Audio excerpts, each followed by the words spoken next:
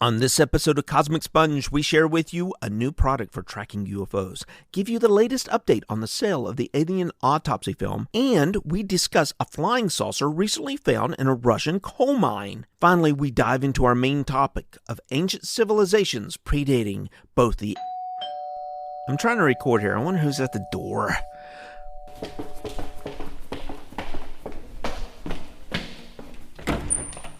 Hello, can I help you? Good afternoon, sir. My name is Sid. You might have seen me down the street at the donut shop. Recent renovations of the shop revealed a hidden wall behind which there was a plethora of encyclopedias. So I'm here to offer folks in the community first dibs on their very own set of encyclopedias. Encyclopedias, you say? I didn't know they still made those. They don't, which is one of the many reasons why they're so valuable. And today, we are offering them to local community supporters of Joe's Donuts and Encyclopedia Shop for the low price of $19.99. I don't know. That's a little steep. Well, I know times are tight, and a modern set from 1984 may be more than you can afford, but we have a budget-friendly set of encyclopedias from 1920. You, too, can look up the amazing scientific discoveries that include the invention of the parachute, the first man to reach the South Pole, and the installation of the very first traffic light with 3 lights, red, green, and amber. You got anything cheaper? Well, I got a Stephen Hawk. A Stephen Hawk? What's that? Oh, he's the redhead tied to the bumper of my car. I thought we were talking about encyclopedias here. And is that even legal? Oh, yeah, it's definitely legal. He's like an encyclopedia, but you have to occasionally water and feed him. Well, what's he eat? Mostly fajitas, but just about any table scraps to do. How much you want for him? $1.99. I'm not so sure. And I'll throw in a box of MC Hammer pants. You got a deal, buddy. Bring him on in. Let me just get the hammer.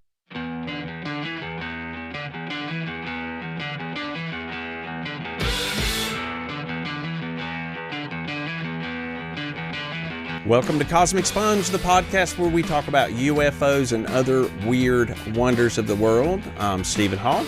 And I'm Jimmy Coe. Tonight we are going to talk about a weird wonder in the world. Maybe multiple weird wonders in the world. What we're going to be discussing is ancient prehistoric civilizations. Civilizations that perhaps existed before the Egyptians, existed before the Mesopotamia, the Sumerians, something that maybe existed during the last ice age or before the last ice age. So we're going to look at that tonight, look at what evidence is out there and try to see how much validity there is on that. But first, Jimmy, what's been going on in the news, man? So I think we covered this a little bit earlier, like maybe 3 or 4 episodes again. I might have mentioned this. There was a conference that went on that covered stuff with UFOs and other topics along those lines. So it's this guy Cogswell who has created this thing he's calling Sky Hub. Currently he has 12 operational units, and you can, I guess, pick this up. It's going to cost between $600 and $1,000, and you can buy all of the products online, and I guess they show you how to put them together. And it monitors things in the sky that are abnormal, and it also keeps tracks of things that it knows about. So if you have like a meteor shower or something like that, real time, I guess it will probably track that data and keep it in its database, but it will network all of these different sky hubs together. So if we have a lot of people across the planet slap these things on the roof, look at the night sky, and take in this data, we might actually have a large amount of data that we can then comb through using modern computer science techniques, quickly data mine, and come up with some answers. You know, Sky Hub sounds a little bit like a coffee shop for pilots. Not sure. I'm looking at the picture of it right here, and I gotta say, it's pretty neat looking. Pretty sophisticated? Yeah, I'm going to bring it up here so you can see it. Okay. Now, I have one very important question while we're doing that. Is it tax deductible? That is a really good question. I'm not aware of whether or not it's tax deductible, but it looks pretty cool, right? That's only like $600, $700 bucks? $600 to $1,000. That looks very sophisticated. Now, how does it make its connection? I guess through Wi-Fi or something like that? Probably. I mean, you can get these little preset. What do they call it? Arduinos. Watch your language. It's supposed to be a clean show.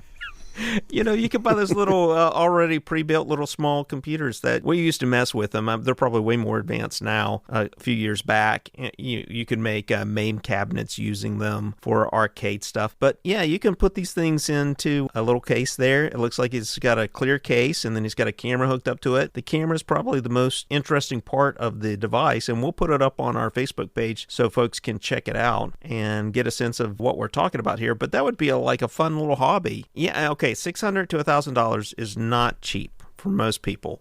I mean, that's just not going to be easily affordable. But if you're really into this stuff and you can just piece it together over time, you could probably put one together over the course of a year. I'm assuming like they're trying to connect all these so that they can correlate data.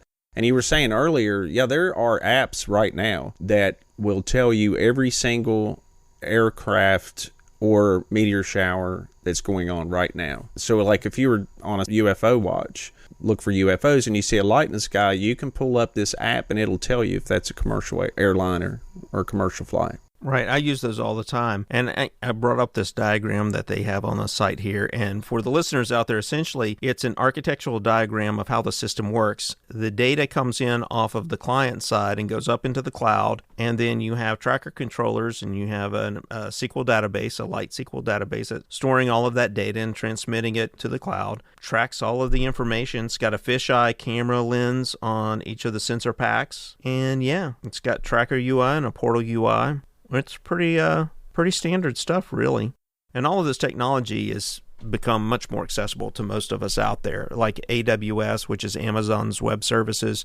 You have Azure from Microsoft, and I know Google has some capabilities in IBM as well. So there's a lot of options out there for software engineers to really quickly, with low cost, get into developing things like this that allow you to grow big data really quickly and then manipulate it and mine it. So it's pretty cool stuff. Yeah, it is for sure. I hope this is successful. I hope a lot of people look at this and invest in it, and we get enough of them out there to really find out, if something's out there, instead of always having to try and rely on the government, the FAA or the military, who are never forthcoming with their data. And this may be a great way to start figuring out what these things are and where they come from, where they go after you see the sighting, after you have the sighting. Exactly. What about you? You got anything cool? Yeah, well, I don't know if it's cool, Jimmy. I mean, I think it's very cool, and I wanted to let you know, you remember a few episodes back, I was telling you about the alien autopsy, the one original frame that you can get, the 16 millimeter frame. You're not going to tell me it's sold. Along with documentation, let's see, the wording is, the debate over the existence of extraterrestrial life was settled when CIA personnel authenticated the most famous piece of UAP evidence, the alien autopsy film. I want to see the paperwork for the kickbacks those CIA guys got. I have seen the paperwork. It's that guy, I can't think of his name. He's in ufology and apparently was involved with the CIA at one time. And he said that this film looked like a film that he had seen 10 years previously. So that's your documentation. I've seen the letter. It's been a while. So I Okay, dude, I'm going to... It's not on a CIA letterhead that says this is official. That film is real. Okay, just so you know, that's your CIA documentation. Okay, so but anyway, the important thing is that frame of film is still available, my friend. It didn't sell. Waiting for you to place your bid. It has not sold yet. Well, $1 million is a lot of money to come up with for. For a piece of 16 millimeter. That's the reserve. A CIA guy who probably his job was to get coffee. And it's like, okay, you want me to validate this film? How much you going to give me? Give me $150? We've talked about that before. Yeah. It's Joe down. It's down at Joe's Donut Shop. It's some guy having coffee, and he's like, "Yeah, I'm with the CIA. I'll do it." Yeah, I'll sign it off. All right, what else you got, man? You got anything else? No. I kept it light today because I knew the topic was going to be pretty thick. A lot of stuff going on with ancient civilizations. I wasn't sure how long it was gonna take. So, what about you? I ran across something that I just felt like you should know. Uh-oh. A couple of years ago, there was a flying saucer was found buried underground in a Russian coal mine. And okay, there's a video that's just recently surfaced about it. The odd thing about this UFO is that it It was made in China. That's the odd thing. the odd thing is that it measures 3.9 feet across. So it's a UFO about like that, but it looks like a saucer. 3.9 feet across, made in China. Yeah, it's 3.9 feet across. That's some pretty small some aliens. Some of those mini aliens, I'm thinking, is what it could be. So, but there's a ufologist that Take me to your leader. he's Okay. he said so the Russian says Crawl up into my Altoids can. Okay. the excavator driver found it edge on in a coal face, and he said I arrived at Coal Basin and saw this thing. At first I thought it is a shield, but we put it on its edge and saw it looks like a UFO. I believe this find may be some kind of object for throwing. It is possible if the ancients were bigger than us, they might have used this disc for throwing. Oh, it's the Nephilim, right? Is that what they call it? The big giant people? Nephilim? Sure. Yeah. And it says, sure. or it could be some kind of miniature copy. That is, if people saw in the sky objects like this, they may have made a copy of this UFO. Now, alien life advocate Scott Waring is among the minority, believing this miniature disc-shaped object really could be a UFO. I believe what they have found is a UFO drone ship.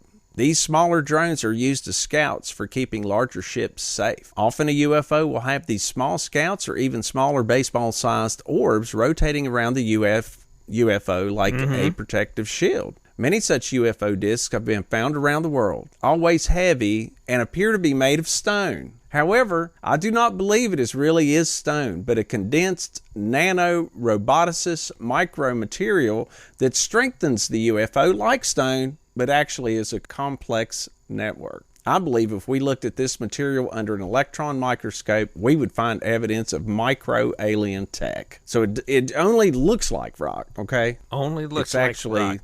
This robotics nanotech. So you know what? You're going to be eating crow when they put it under the microscope and come and discover that it's actually an alien martini delivering system for aliens out in the field who are, had a hard day at work, buzzing, right. buzzing to heal people. Yeah, so anyway, I know how much you enjoyed the last Russian UFO stories. Those Russians, man, I love those guys.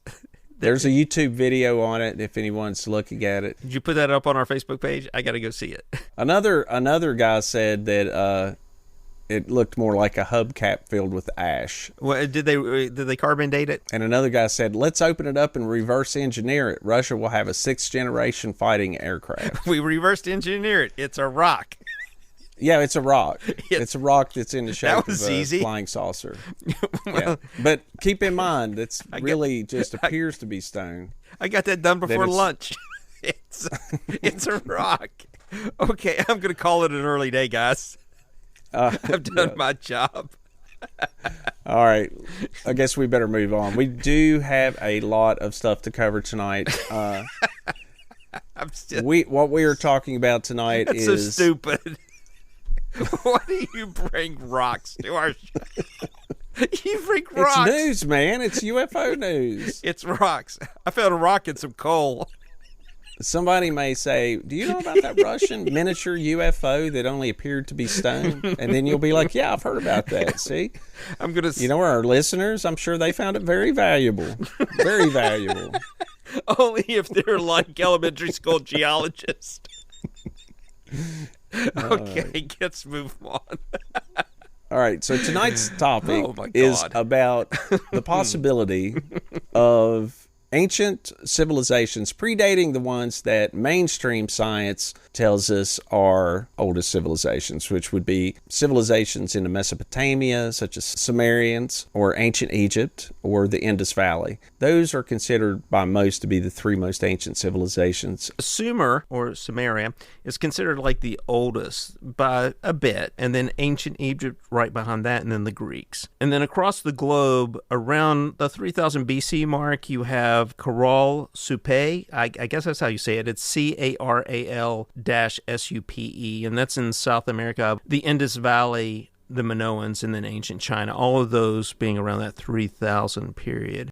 So, Jimmy, I think you've done the legwork on defining what we mean by ancient civilization or a civilization, because I think there's a big difference between civilization and just a settlement or a culture. For instance, the Clovis people, that's a culture. In other words, they left similar artifacts in various sites around North America, and we call that the Clovis people. That's not a civilization. That's a culture or a group of people that have similar traits or have left similar artifacts. What we're talking about is a true civilization with some type of government, some type of trade that have left monuments. Multiple permanent settlements are going to be part of that as well. We want to just really focus on something that's far more complex than just small tribes moving about in a hunter-gatherer situation. So this is going to require domestication of animals, it's going to require agriculture on a large scale, and it's going to require multiple cities that are all communicating, collectively working together, utilizing a central government, usually having like a primary leader and then sub-leaders in the remote cities governing those. But they all combine together to form one civilization. And this is something you see like in Samaria and in Egypt, for example. Those being probably the first two great civilizations. You even see that in Greece, Athens and Sparta, for example. I think let's start from the beginning. What do you think? Let's start from the beginning of human beings, of humankind. And what do we know? What is science right now telling us about the history of mankind? So this is very interesting. For a long time, Homo sapiens were capped at about 200,000 years. That's as far back, that was the ceiling, as far back as we knew Homo sapiens would go. When we say Homo sapiens, in case you don't know, we're talking about modern humans. We're talking about our direct ancestors, the same species, the exact same people, although we've changed some and evolved some in the past 300,000 years. That's what we're talking about. We're talking about modern humans. Right. So in 2016, a paper came out that suggested, based on some DNA evidence, that there was a deviation of hominoids from the Neanderthals about 500,000 years ago. So we know maybe that's the top ceiling, but we have no proof that Homo sapiens existed at that time. And then at Jebel Arund, and that's in modern-day Morocco, they located Homo sapiens alongside of flint tools, burned mammoth bones, and charcoal oil, indicating the use of fire. The use of fire is going to become very important when we start talking about how these skeletons were dated. Prior to that, they had a lot of evidence, not evidence, but hints pointing towards humans or Homo sapiens being older than 200,000 years, but they never had enough material. They'd have just small bone fragments, but not enough so that they could definitively say that humans existed past the 200,000 year. So they find this site at Jebel Arund in Morocco, and they find skeletal remains, and then they use two different kinds of dating techniques. One is called thermoluminescence, and this is basically how it works really quickly. So they had flint that was found alongside the skeletons, and the flint had been heated. They determined that because of the presence of charcoal oil and because of the way that the flint had cracked.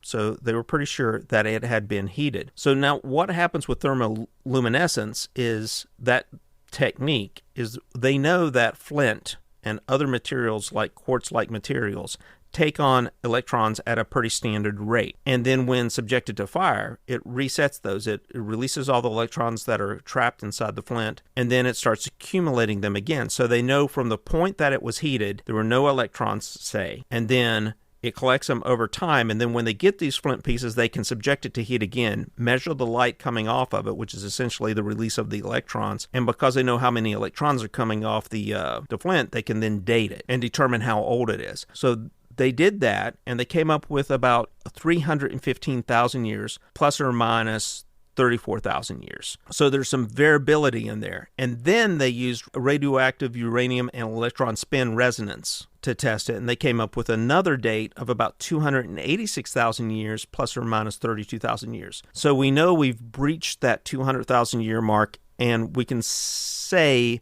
that it's in that 300,000 range that Homo sapiens existed. So now we know that our ceiling that we're looking at based on science, we're not saying that's absolute. We're not saying that Homo sapiens didn't exist beyond that 300,000 year mark, but we can safely say that at 300,000 years, we know that there were Homo sapiens. One caveat to this is looking at the skeletal remains, they had the small faces like Homo sapiens have, but the brain cavity was slightly larger than what you would see with modern day Homo sapiens. So you're saying we've gotten dumber in the past 300,000 years? Some of us have.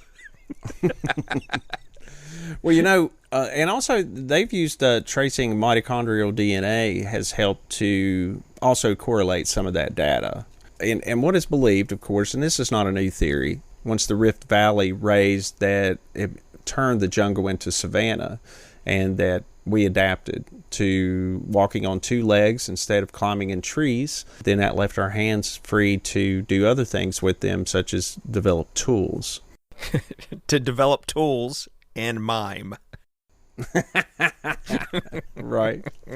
This is not only correlated through archaeological data. A lot of this is brought now being able to trace DNA from different samples from around the world, and the more we do that, the more we'll be able to understand about human migrations in the ancient past before recorded history. So it's believed that around 500,000 years ago that archaic humans, this would have been before modern humans came along, migrated out of Africa and migrated to northern Europe. That would have been the ancestors of the Neanderthals. And then also the Homo erectus migrated to Asia. What we know now is modern humans appear to have migrated out of Africa between 70 and 50,000 years ago. And nobody quite knows why that is, but one theory is known as the Toba catastrophe theory. Huh. I've never heard of that. Before we get into that, let's define what an ice age is. If human beings left Africa 50 to 70,000 years ago, that would have most definitely been in the middle of what is commonly known as an ice age, but science calls a glaciation period. Jimmy, do you have anything on that? Yeah, so my understanding is this. So we basically have different ages of mankind. And we start out with the Stone Age, and that goes 2.5 million years ago to 3000 BC. So, and the Stone Age is divided up into three eras. So there's Paleolithic, and that's 2.5 million years ago to 10,000 BC. And that is also coincides with the last ice age. And this is where it gets a little interesting from my perspective. And I tried to find out exactly how far above sea level the glaciers were. And it looks like they were over a mile high in some places. Yeah, like New York City, they were a mile above New York City. That's how tall these sheets of ice were, the edge of the glacier. Right, and I have questions for you. Maybe you'll be able to help me with this because I couldn't find in the time I had allotted to me to do the research. So you've got these a mile high of ice in some of the locations, and as much as like a quarter to half mile ice in other locations. This ice is covering 30% of the land mass at this time, and that's from 2.5 million to about 10,000. Now, there is some periods in those couple million years, the ice doesn't just stay static. It recedes and comes back, and then recedes and comes back with climate change. Over that period of time, we've got the Paleolithic, we've got the Ice Age going on. Then the Ice Age goes away by, say, about 10,000, and that's when you get to the Mesolithic, or the Middle Stone Age period, and that goes from 10,000 to 8,000 BC, and then the Neolithic, that goes from 8,000 to 3,000 BC, and then we get into basically the Bronze Age, the Iron Age, and then other ages, which like classical ages that we're not going to really focus on, that's a little bit more familiar to us from our school history classes. So what we really want to focus on is that Bronze Age, Iron Age, and the Stone Age. So my question to you is this.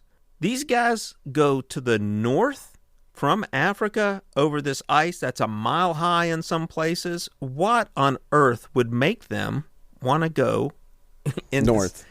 Yeah, and that's something that there was some glaciation in the southern hemisphere, but it mostly affected the northern hemisphere, North America and Europe. The last glacial period occurred at the end of a Younger Dryas, which they consider a warming period, and it encompassed about 115,000 years ago to 11,700 years ago. Now that's important. Whenever we start talking about these ancient lost civilizations, Atlantis or an Ice Age civilization, during the Ice Age there were a lot of animal species such as mammoths, saber-toothed tigers, woolly rhinoceroses, many species of what is known as megafauna very large mammals that existed during the Ice Age. Saber-toothed cats. Yeah, I think I said saber-toothed tiger, but okay.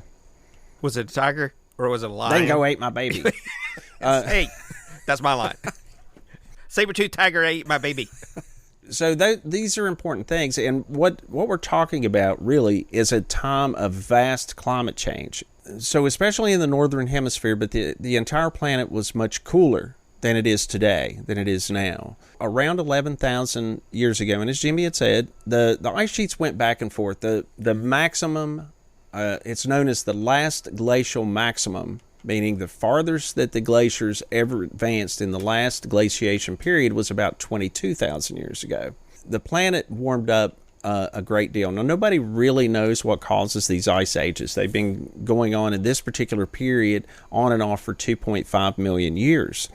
But every time this happens, it really changes the face of the planet. And you see a lot of species going extinct, and you also start seeing a lot of migrations because the climate changes.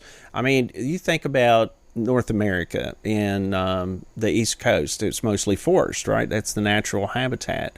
But during the Ice Age, it was a tundra, as you might see in Canada or in Alaska. There were no trees. The trees grew down south, the coniferous trees, for instance. So what you see is this massive climate shift. Now, another thing that happens during a glaciation period, and this is very important, and this will come up later, is all of that water has to go somewhere. And once it begins melting, sure, it can be slow.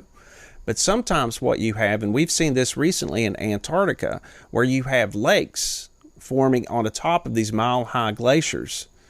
And then you have all this water on top of the ice, and the edge of the ice becomes a dam, in a sense. And then suddenly it can break loose. And if that front of the glacier breaks loose, all of that water has to suddenly go somewhere. So there's been a lot of people to speculate that that's where the flood stories come from. And ancient Sumeria, Gilgamesh, and of course, Noah's flood, right? So what you're saying is get some floaties if you live in Miami or New York. But I mean, there's evidence that the water flowed very, very rapidly out west. There's these... I can't think of the name of them, but it looks like where the water whirlpooled, maelstroms, as it all flowed toward the ocean. And I mean, there's just a lot of evidence that some of this meltwater let loose very, very quickly and rushed toward the ocean. So any type of culture or small civilization most certainly would have been flooded out, because it was very popular for our ancestors to live along the shore because you fish. It's a very rich we still do that environment to get food. Exactly. Yeah, we still mostly live. The largest populations are on coastal areas. That's right. So we have that. And that's an important thing to think about, that we're going through a period of very drastic climate change at the end of this ice age. So whenever we talk about ancient civilizations, did something exist 10,000 years ago, 11, 12,000 years ago that was wiped out by one of these floods? Atlantis, anyone? What evidence do we have for that? And also another thing to think about is a lot of that water, a lot of the Earth's water is locked up in that ice. That means the sea levels were much lower than they are today. I think I read it was like 130 meters lower. It varies, believe it or not. In some places, it was as much as 400. Wow. That's why people are concerned about climate change today. For instance, the glaciers in Antarctica, the Greenland ice sheet, as they melt, that water goes into the ocean and raises the sea level. So as I'd stated a little bit earlier, when we want to talk about human migration, we know that archaic humans, such as Denisovians, Neanderthals, and Homo erectus, migrated out of Africa what's believed to be around 500,000 years ago. Neanderthals, as you know, pretty well settled into Eastern Europe in what we know today as France and Germany. There's some fossil records in Israel as well. But if you're from European descent, almost all European descent people have about 2% of Neanderthal DNA. It's proof that modern humans, once they got there, interbred with Neanderthals. But interestingly, modern humans that are of Asian descent have a certain percentage of Homo erectus, which, just in the past, 10, 15 years, maybe 20 years at the most, we've been able to sequence Neanderthal DNA from old bones and also the Homo erectus. So I find that fascinating personally, but I'm kind of a nerd. So, but moving right along, there was an event that we want to talk about, and what a lot of people believe could have led to the cause for people to migrate out of Africa, the second great migration. Now, this would have been of modern humans. It's known as the Toba eruption. Jimmy, do you know what a super volcano is? Yeah, I watched something on Yellowstone because, like, they say that Yellowstone is this huge caldera, and they worry that evidently 100,000 every 150,000 years, 600,000 years, something, whatever it is, it explodes. And if it were to explode tomorrow, basically the U.S. would be gone, and most people would starve to death, and it would be like a nuclear winter situation. It wouldn't be pretty. If you think about a volcano, a normal or just a regular volcano, it's a mountain. Typically, you'll have like Mount St. Helens, which is a large volcano in the Pacific Northwest that erupted in 1980, for instance, and it threw these ash clouds up. We had a pretty big one in Iceland a few years ago that grounded aircraft in England because the ash cloud traveled over Europe. Well, a super volcano is not just a mountain volcano. Don't even think of that. A super volcano is, as Jimmy stated, it's a massive caldera, and underneath Yellowstone right now, there is a massive caldera that if this erupts, and it does so, I think, every 500,000 years or so, and I think we're past due. Actually, did you see a thing on that? Like NASA wants to drill a hole in the side of it to release the pressure. I've heard about that sort of stuff. I just don't know how effective. I just don't know that we could. There's really no way that could go wrong. Right. I want to be on part of that team, so I go first. So when you think about a super volcano, it's something like, I saw the thing on that, and like the channel that did the thing on what would happen if it exploded. It was sort of like the Day After Tomorrow movie. Where everybody dies. Yeah, I've seen some movies about what would happen if Yellowstone erupted. It would be extremely bad for the world. It'd be particularly bad for the United States. My favorite part of that movie was when they got the tax records and was burning them in the library to keep warm. I was like, that's awesome. So anyway, the Toba catastrophe theory, and now this did happen around 75,000 years ago. We know that a supervolcano in Sumatra, Indonesia, exploded. Today, it's known as Lake Toba. That's what's left. But it is one of the Earth's largest known explosive eruptions. The catastrophe holds that this event caused a global volcanic winter of up to 6 to 10 years and possibly a 1,000 long year cooling episode, which that is very much in doubt. But at any rate, it was, or what is believed to be if you go along with this theory, it was developed around 1998. And this is a controversial theory. Not everyone, everyone agrees that the supervolcano did erupt, but not everyone agrees that it created this massive cooling of the Earth that caused a bottleneck in the human population. But what we do know is that, yes, because of genetic tracing, we know that there was a bottleneck in the human population around 70,000 years ago. Genetically, we are very closely related. And that means even people in Philadelphia and even people in Africa, people in Asia, we are more closely related genetically than your average two different chimpanzee communities. That's how undiverse our DNA is. It has been linked to a genetic bottleneck in human evolution around 70,000 years ago, which may have resulted in a severe reduction in the size of the total human population due to the effects of the eruption and on global climate. According to this theory, between 50 and 100,000 years ago, human population sharply decreased to 3,000 to 10,000 surviving individuals, which are very few. When you consider the population of grizzly bears in the wild is about 30,000. Holy crap. Yeah. So that is why we are so closely related genetically, every human being in the world. Some even think the population could have been as low as 1,000 people left. Human beings, all human beings. My first cousin was looking pretty cute this week.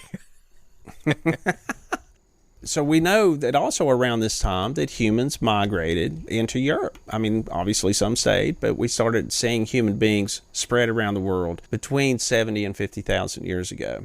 So hopefully listeners understand at this point what a glacial period is, what we're talking about when we talk about an ice age, and that when it ended, and when we're talking about evidence or signs of an ice age civilization or a prehistoric, an advanced civilization that existed before the ones we listed, such as Egypt and Samaria.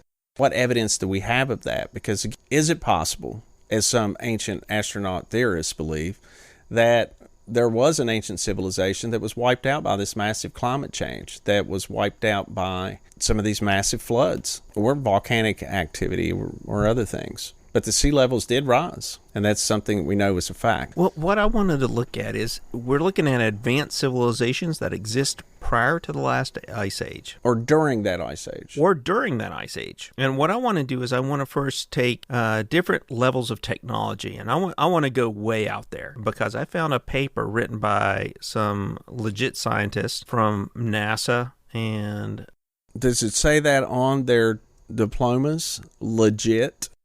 I think it does, with a capital L. Is it legit university? Legit university. LIT? Legit. University. I'm sorry. I digress. You do. So what do you got for me? So you're going to define modern, or you're going to define modern civilizations or levels of civilizations that we're talking about? So we're going to start with Adam Frank. He's a professor of astrophysics at the University of Rochester. His works appeared in Scientific American, New York Times. He's been on NPR.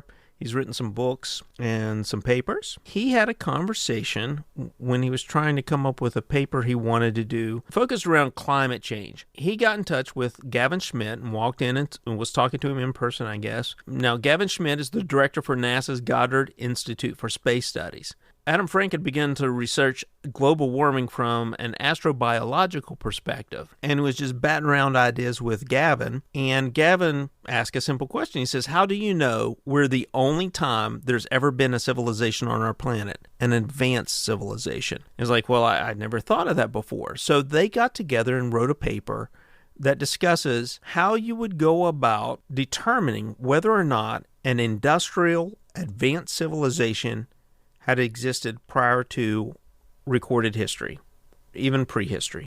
So we're talking about millions of years ago. Railroads and railroads, burning coal and skyscrapers and those sort of things, right? Exactly. An advanced industrial civilization such as what we have, or I guess at the very least the 19th century, let's say, right? Exactly. So they wrote a paper, which got published, which is a hypothesis that goes down the rabbit hole to determine how you would go about detecting an industrial civilization in the geological record. And I love it because they call it the Silurian hypothesis. And anybody out there who's a science fiction fan will remember that Silurians are from Doctor Who. From the 1970s, it was showed up the first time in the 1970s Doctor Who in the episode Doctor Who and the Silurians. And it was a lizard-like race that existed millions of years previously.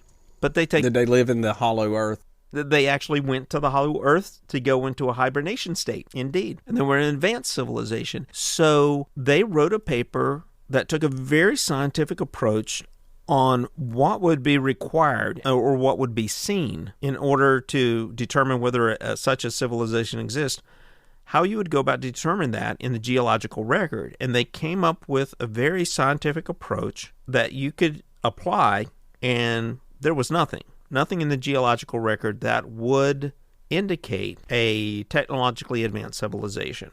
The use of plastics, the use of petroleum over a short period of time, like we see now with our industrial revolution, that's leaving a mark in the geological record. Well, here's something before you get too far along that I would check is the ice sheets in Greenland and pull core samples and test the levels of CO2 in the atmosphere. That's and some things exactly like that. what they did.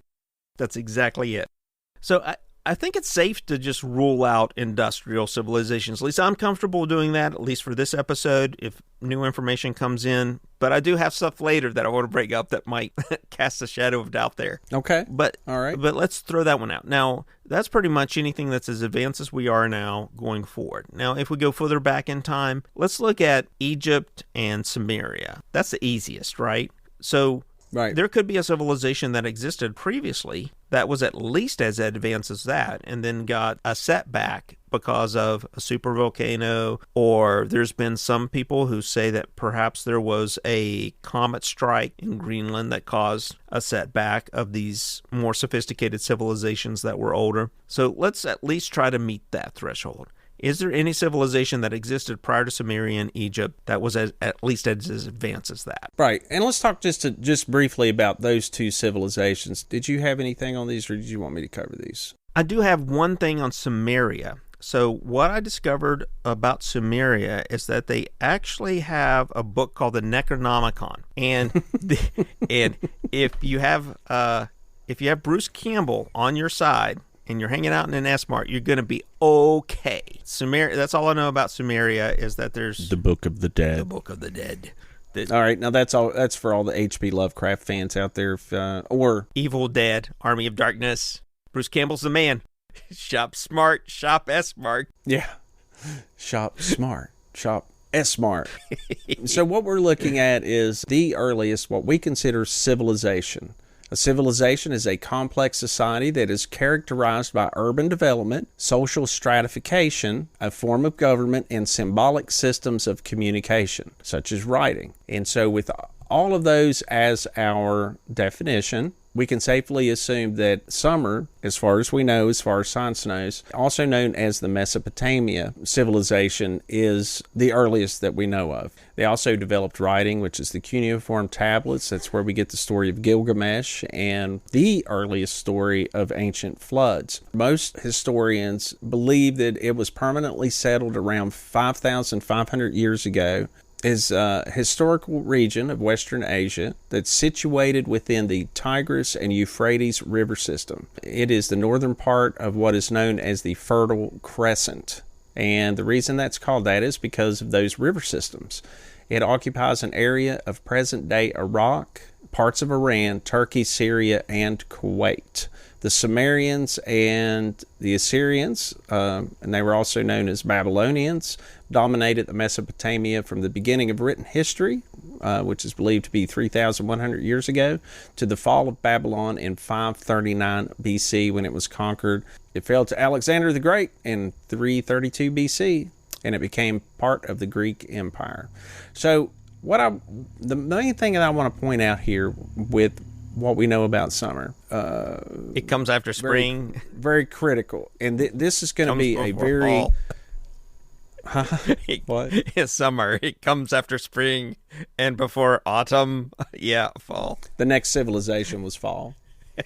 And today we live in winter. So... it's stupid. Yeah. So the early summer... Now, I think what's really important, and one thing I want you to understand, is that most of the land around the Fertile Crescent, where this civilization emerged, is arid. It's desert, just like it is today. And then the reason they call it the Fertile Crescent is because it is in those river valleys. This is an important factor that we'll bring back later. What we find in the Fertile Crescent is the beginnings of agriculture, and they believe that to be around 8,000 years ago. They took wild wheat and began sowing it and domesticating wheat. And also we began domesticating some other animals besides the dog around this time. As the climate changed and became more arid, all of these smaller hunter-gatherer settlements and agricultural settlements began to move toward more fertile land, which was closer to the river. And this caused all of these small tribal people or even small settlements to migrate toward those river valleys. You had a larger population and some very fertile land in which to grow your crops, so you end up with a surplus of food, and it allows for people to do something other than hunt for their food all day. right? Yeah, what did they do? Did they play Xbox? Did they sit on couch and watch reruns of Monk? In the case of Egypt, we see large building projects. Some of the earliest pharaohs said, "Hey, I want a gigantic tomb called a pyramid, and you guys got 60 years to build it. I want the whole civilization to be focused on building this one thing." You have to have a surplus of food in order to allow people to do other things besides hunt for food, right? I mean, as hunter-gatherers, that was our primary focus. We had to hunt for our food every day. Let me get this straight. You got all this extra free time on your hand because you've gone from hunter-gatherer to like a civilization where you've domesticated animals and you have agriculture, and now you've got all this free time, and instead of watching like Charles in Charge or sitting on your couch and watching Family Ties, you got to go out and build some big-ass pyramid for some jackass pharaoh. That's right. That sucks. That's right. Because he calls the shots. I want to be the pharaoh. A living god. Sure. Everybody wants to be the pharaoh. Oh, what's the latest? Charles. Nobody's gonna know what Charles in Charge is or Family Ties. I don't know what that is. Oh my God. I know what is Family Ties? Family Ties is a sitcom from the 80s. I was thinking of Family Guy. Family Ties is a sitcom from the 80s, I think. It was with Michael J. Fox, man.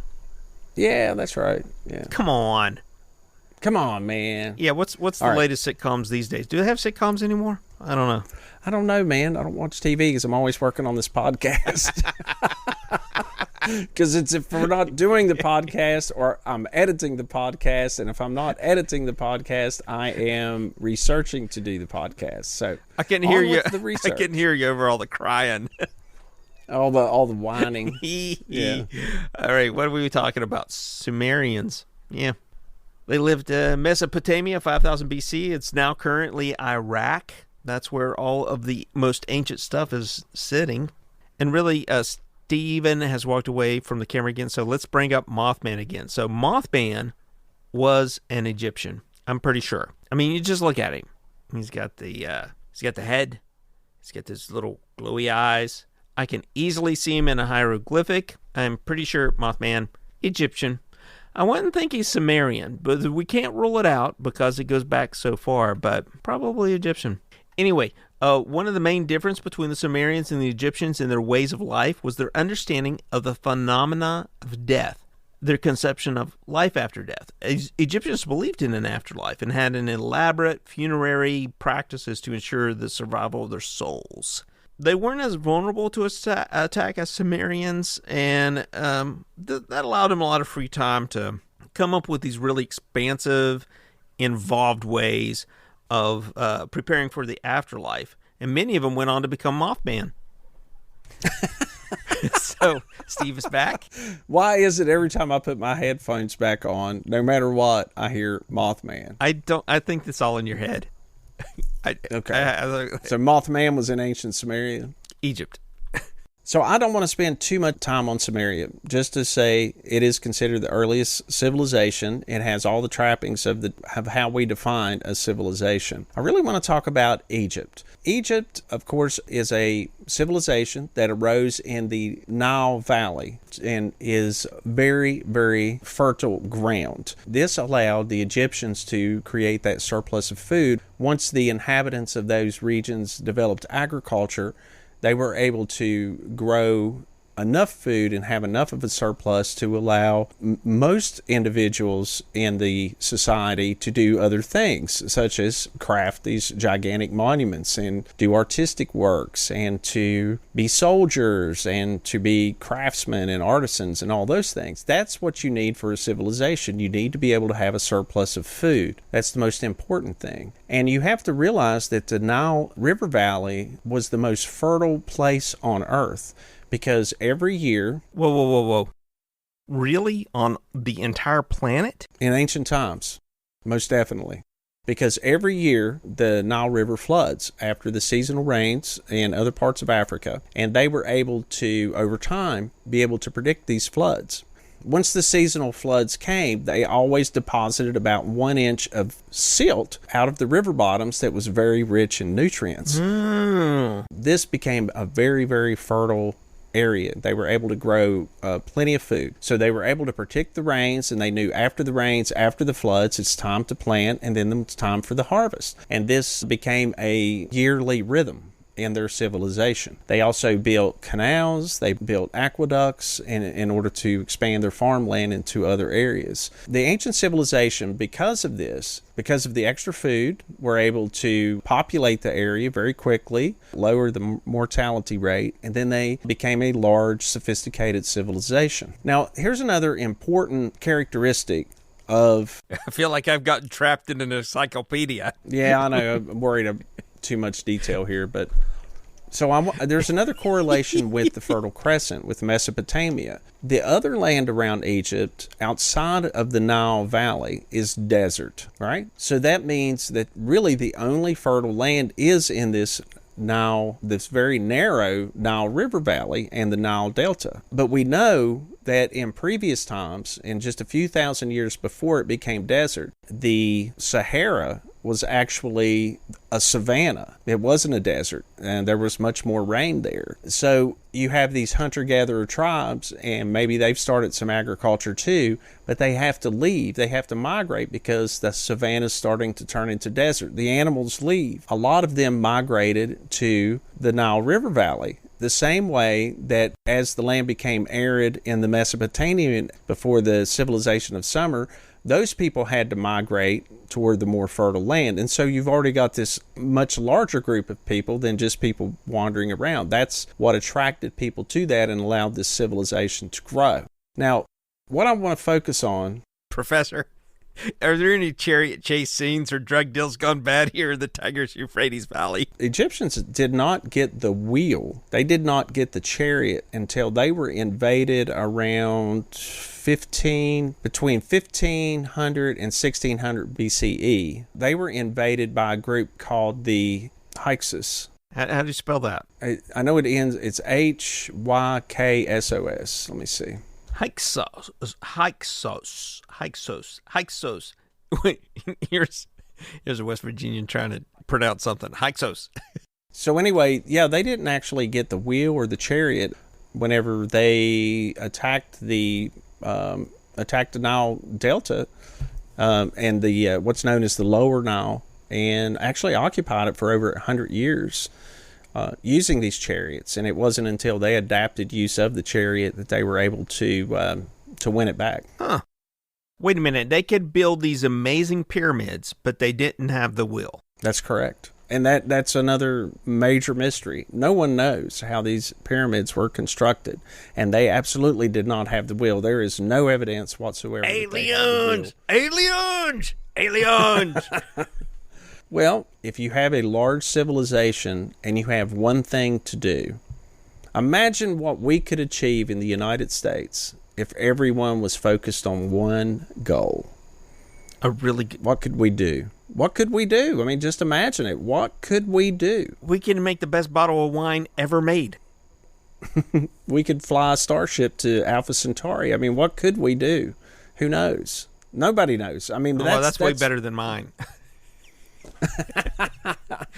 Well, I mean, even look at World War II, how we mobilized as a society in America and all of the free world. I mean, not that that's a happy thing to mobilize and do, but most of the nation was focused on one thing. So there's a lot of things that you can achieve when your entire civilization is focused on one task. And you don't have to worry about where your next meal's coming from. That allows the civilization to do these things, to build these monuments, to improve their farming techniques and improve their chariots once they figure out how to build them and all those other things. So basically we understand now how these came into being, these ancient massive civilizations that... Climate change.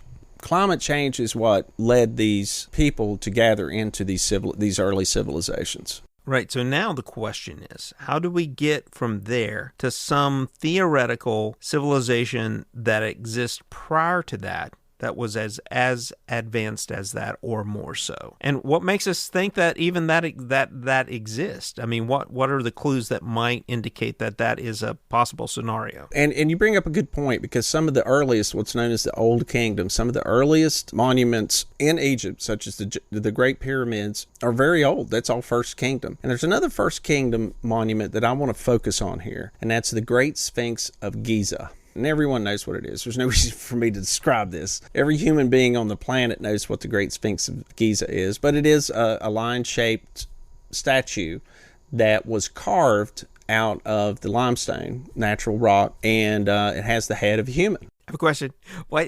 How does the Sphinx riddles factor into everything? Is that like a Scooby-Doo episode, or is that like a real thing in history? The riddle of the Sphinx. I have no idea. But I want to focus on a theory, and we're going into these possibility of an ancient civilization that predated the Egyptians. So there's a theory that was first put forth by a man known as John Anthony West. Does he really? Do you have to say that every time you meet him? Hey, John Anthony West. Is that like his middle name thrown in there, or is it his full name, like his first name, John Anthony? I don't know. He passed away in 2018, so I would say you'll have to ask him, but... So I'm looking up the riddle of the Sphinx is actually from a Greek story. And the riddle is, there are two sisters. One gives birth to the other, and she, in turn, gives birth to the first. Who are the two sisters? The answer? Day and night. Hell yeah. Hell yeah. That's a riddle for you. I wonder if Bilbo would have got that one. Was it Bilbo? It was Bilbo. He would have gotten it. Yeah. Bilbo was awesome at those kind of things. Yeah, he was. Gollum, not bad. Not bad. Not as good. But he's a runner-up. Of course, the riddle, whenever you get a riddle of, like, what I have in my pocket, I mean, it's like, come on. That's not really a riddle. No. That's silly. Lint. That's a good call for those three people out there who are listening that have actually read The Lord of the Rings. Well, there were the movies. It's not even Lord of the Rings, it's in The Hobbit. That's right. There was like 7 Hobbit movies, right? So, yeah, what the heck, man? They were trying to make some money. I would have done The Hobbit, the quest for more money. I would have done it in a heartbeat, man. Sure, why not? Papa needs a new boat. Yeah, no kidding. So the original name of the Old Kingdom creators of the Sphinx is unknown. It was given the name of the Great Sphinx of Giza during classical times, like during the Hellenistic Greek times. And that's because it is similar to a mythological beast in Greek mythology, known as the Sphinx. And it was given that name about 2,000 years after... that's what's so crazy. Just a little aside here, but you've heard of the 7 wonders of the ancient world, the 7 wonders of the world. Yeah. It was written by Hieronymus. Mm-hmm. That was 2,000 years ago, right? Right. More than 2,000 years ago, probably 2,500 years ago. The pyramids were already 2,000 years old when he included them as the wonder of the world. And it's the only one that still exists. And it was the oldest. Oh, wow. Mm-hmm. See, the other ones were like the lighthouse in Alexandria, the gardens of Babylon, Hanging Gardens of Babylon, which have never been proven. That's the only one not. The Temple of Zeus, something at Delphi. But were they around when he named them? Yes. But they have since passed, and the only one remaining is the Sphinx. Yeah, the Colossus of Rhodes, the giant, the bronze statue. Mm-hmm. It fell over in an earthquake maybe 60, 65 years after its construction, and then the inhabitants just scrapped the bronze. How inconsiderate. That's the idea of where the Statue of Liberty came from, that's made of copper, with the pointy things on her crown. The Colossus of Rhodes was a statue of Helios. I've never thought about it before, but I wonder how often it attracts lightning. That's a good point. Probably grounded. I bet they got lightning rods on it. But I'd say it's... of course, you got all these skyscrapers kind of around there. I don't know. Yeah, who knows? Something to think about. Anyway, the Sphinx, as we know it, now this is what science tells us now. This is what mainstream science says, that it is carved from the bedrock of the plateau, which also served as its quarry, and also as the quarry for the pyramids and other monuments of the area.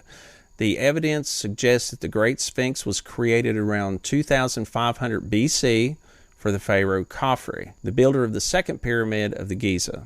So he was Cheops' son. Now, there's no written record to know that, but there's a lot of other evidence that points toward that. But that is the given belief right now as far as who wanted it built. So it's 4,500 years old, is what you're saying. 2,500 BC.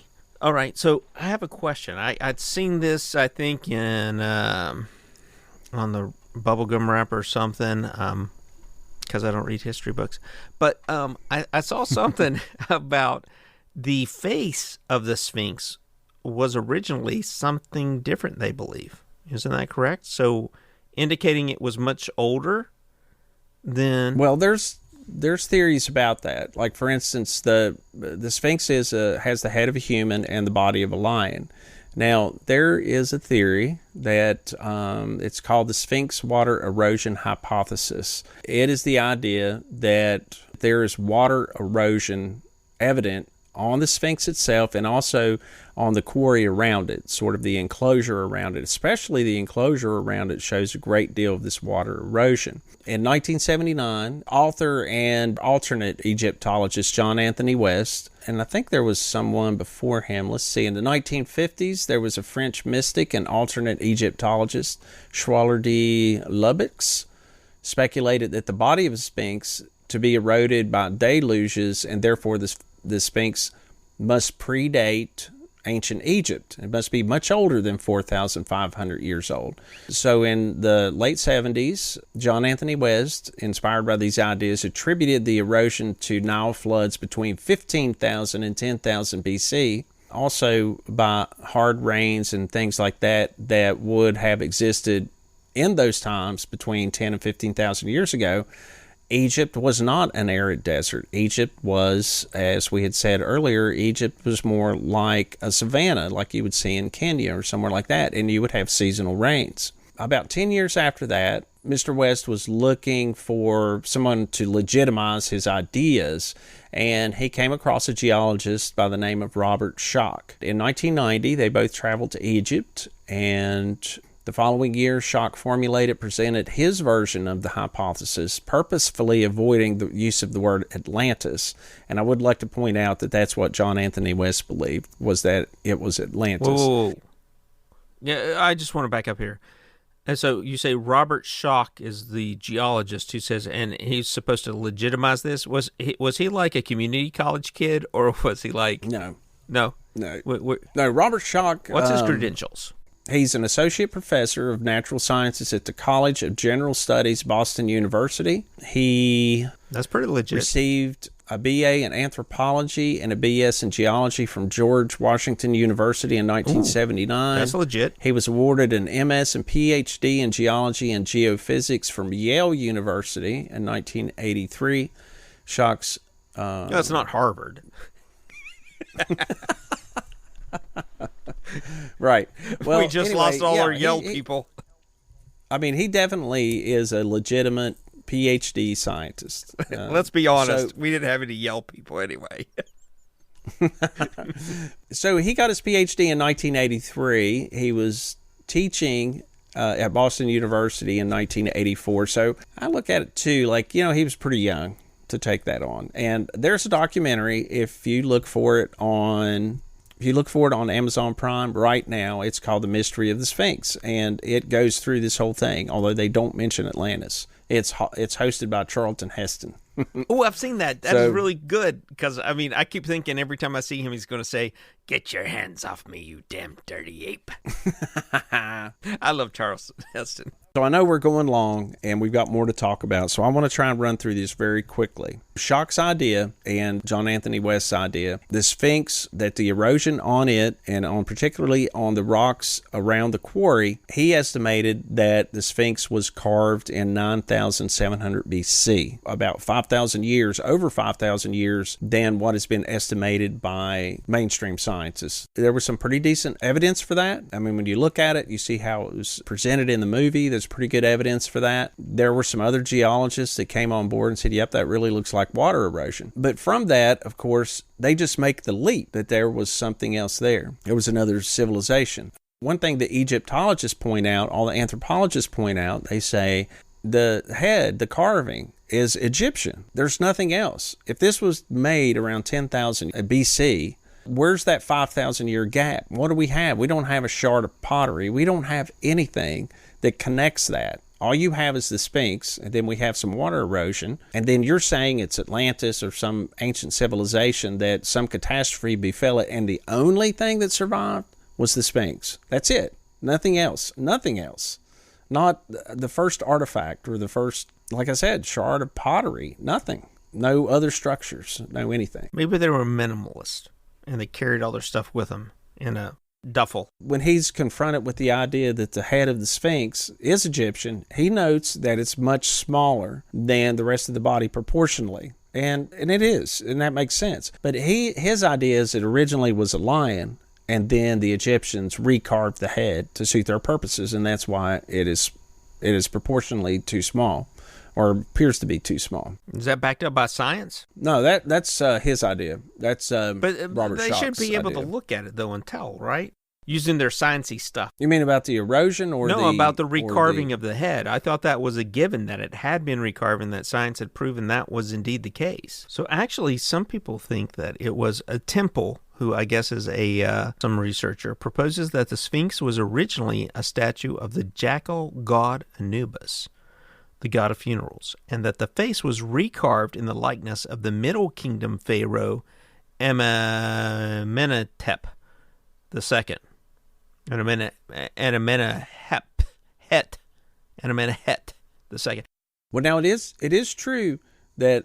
You know, if it were West Virginian, I just want to put this on a side here. We wouldn't make it so Amenhotep. We would have just said, like... Amenhotep. Yeah, we would have made it so much easier. It would have been like Jeb II. We Right. carved it Jeb the second. It was a jackal, then it was Jeb. At any rate, Schoch, based on his Sphinx water erosion hypothesis, he also claims that possibly all pyramids in Egypt, Mesoamerica, which that would be South America and Central America, built by the Mayans and the Incas and elsewhere, were the result of the destruction of an ancient proto-civilization in Sundenland between 8,000 and 6,000 years ago by rising sea levels caused by repeated collisions with comets. And there's a book called Voyages of the Pyramid Builders. He suggests that when its inhabitants were forced out of Sunderland, that movement and its cultural legacies over the following millennia provides the best explanation for the spread of pyramids across the globe. Let's consider this. We have all of the Egyptologists, all the historians, everyone that works in Egypt and tries to put all the pieces together, anthropology, archaeology, all of the sciences. They try to come up with a pretty good understanding. Are they 100% right? Of course not. There's very little evidence from early Old Kingdom. There's not as much writing. There's not as much things they can pull from. They're probably relatively close. Like, is it 100% Chafi? Well, you know, they've used there's a statue in the museum in Cairo, and then you look at it, and they've used some forensic artists to compare it to the face on the Sphinx, and it doesn't look the same. Okay.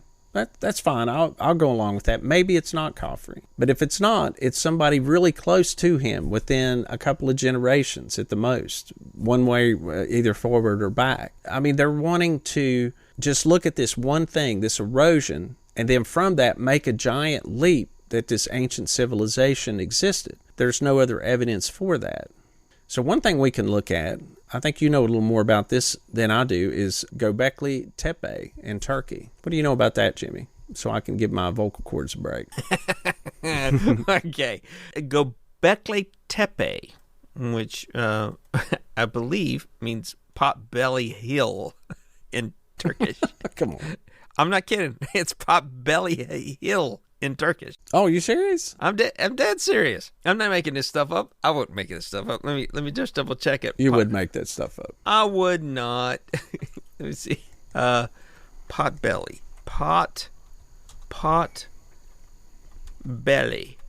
Potbelly Hill. Yeah.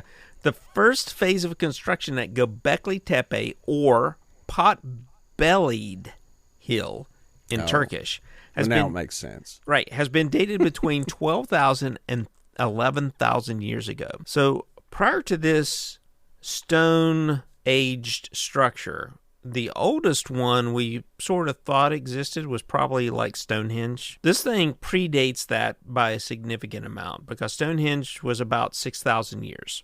I'd like to point out, but Stonehenge also was not carved. I mean, it is just...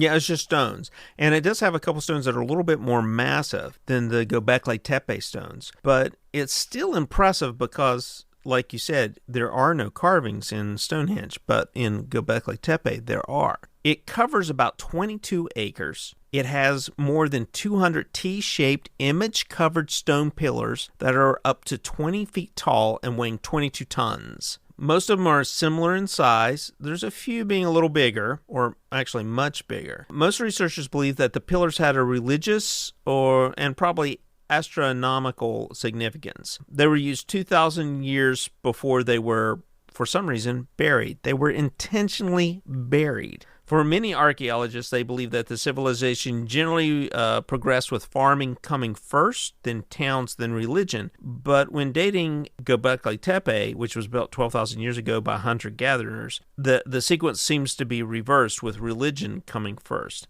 Now, this is all supposition because you're going back pretty far in time and you're trying to figure things out based on revealing it. I don't know how much of it they've actually uncovered at this point because it is 22 acres and they're still uncovering it. But it's one side effect, which is very important to me about this whole Göbekli Tepe thing, is that it appears that something important came before all of this, and that's beer. Yeah, that's right. You know, I read an article about that years and years ago, and some anthropologists started thinking that's the reason people started settling down was because of the learning how to brew beer. And I think it makes sense.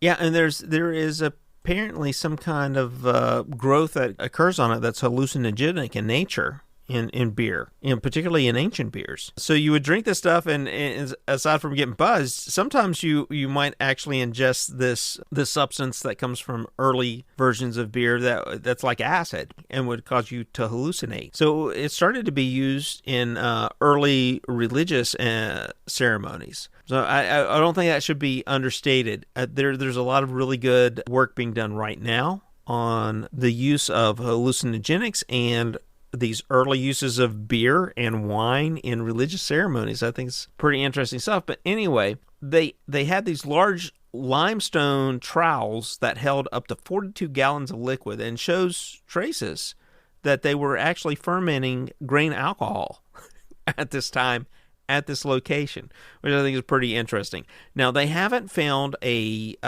trash deposit, which is usually what you look for as an archaeologist when you're looking at these sites.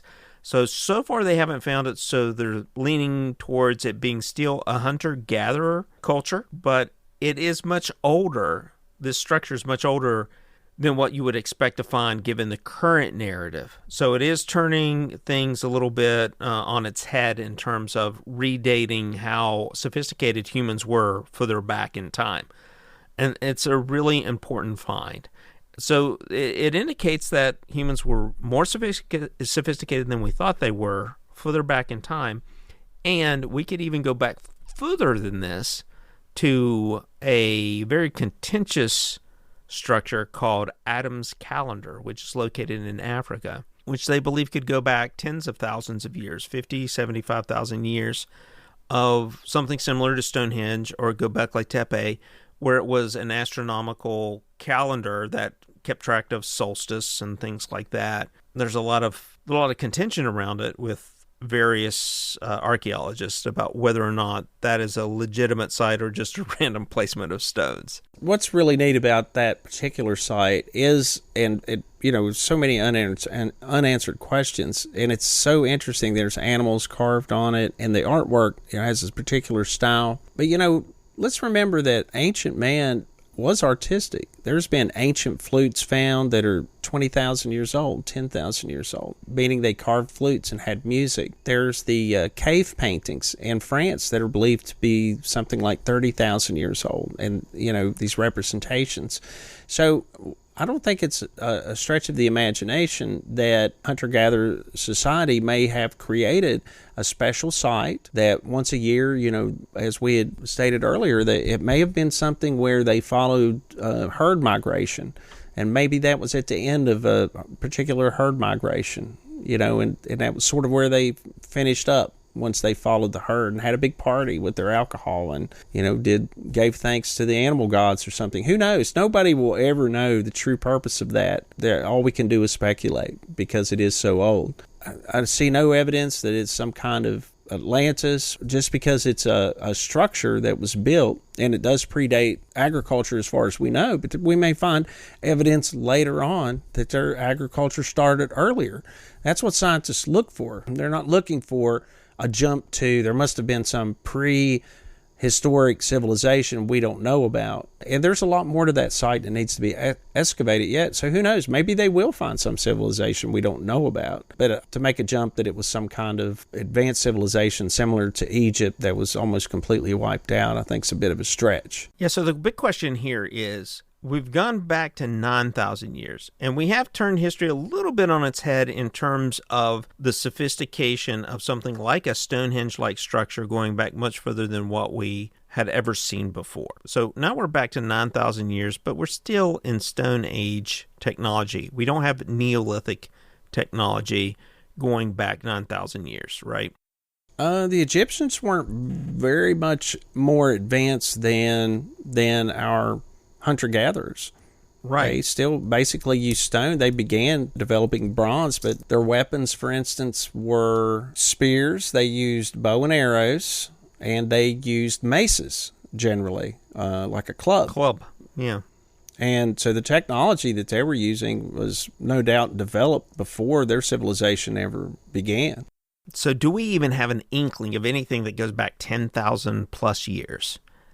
Well, I want to finish up on the Sphinx. So let's look at it. There's one site I want to talk about real quick, and I'm just going to do a quick aside. There's a site in Africa. It is in Egypt. It is on the Egyptian-Libyan border, and it is smack dab in the middle of the Sahara. It's as desert as you can be. All right. And what does desert as you can be look like? Desert as you can be is in lots of sand. Is there cacti? No plants or anything like that. Nothing. Yeah. I mean, it's very, very deserty. Desert, is that a scientific term? Deserty? It is deserty. Okay. So what happened at this area, there's a plateau, and it's called the Gilf Kebir. In 1933, a Hungarian explorer discovered some Neolithic pictographs, and it appears to show people swimming. And the drawings also include giraffes and hippopotamus, and they believe these to be created around 10,000 years ago. And it was during a time when Africa was much more humid. That's one thing they're basing, hey, this civilization must have been older because we're getting rain on the Sphinx, because 10,000 years ago. And there's some weather models that they were using in the 90s that also depicted that. So what we know, based on satellite data, based on geological evidence, is that, yes, that used to be the Sahara Desert was a savanna, and near where these rock art paintings are, that's known as the Cave of Swimmers. There were lakes there, but there's not just that one, and as the years have gone on, they've discovered other ones. Just a few years ago, there was another cave discovered in that same area that has been dated much more recently.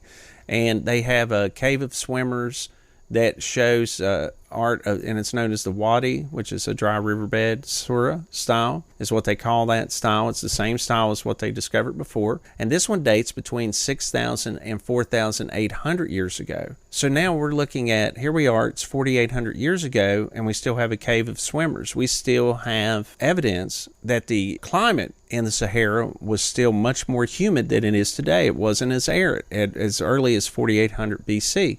And there's several there. Again, they from the 8500 BC, 6500 BC, and you have this, again, artwork of what is considered sub-Saharan foliage and animals, giraffes, gazelles, and of course depictions of people swimming. So there was water there. And that brings me back to the age of the Sphinx. What has been discovered, there's been a couple of theories. Instead of saying, well, the Sphinx must be much older because based on this evidence, we believe that it's been arid since, or it was arid in 5000 BC.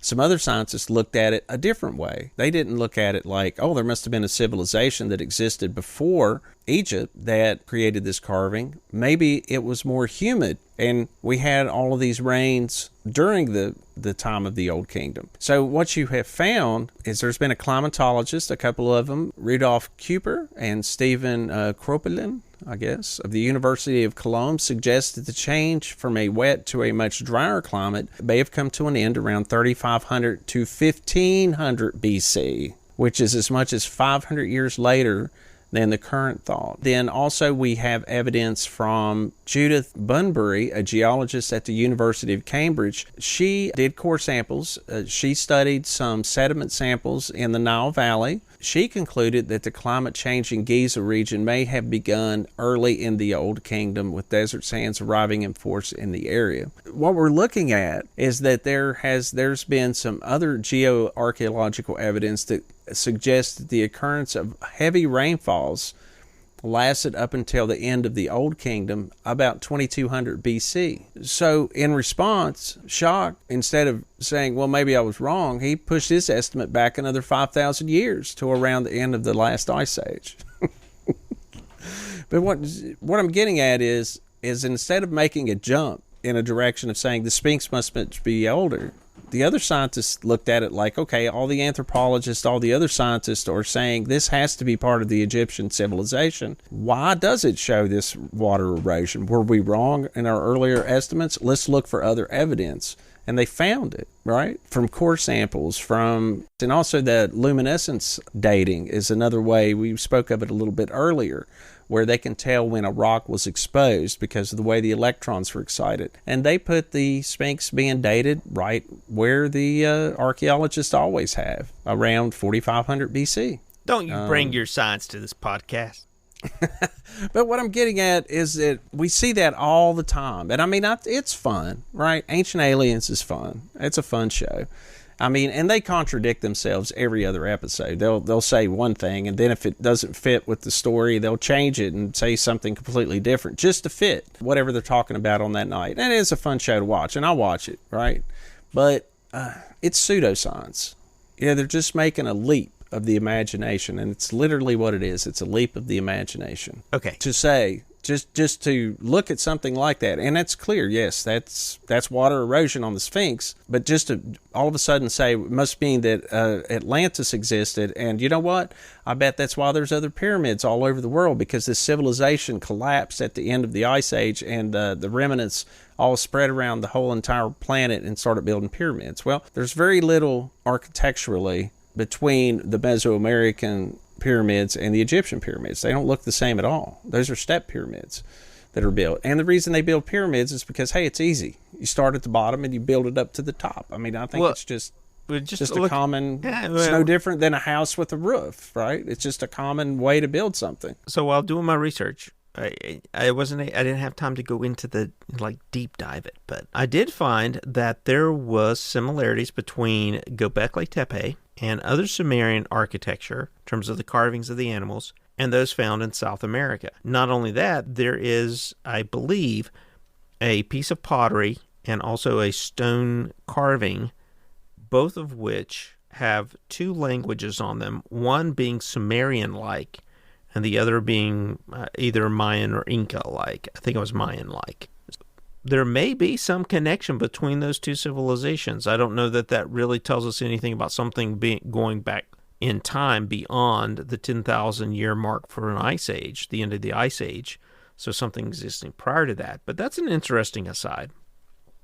Yeah, I've never heard of that.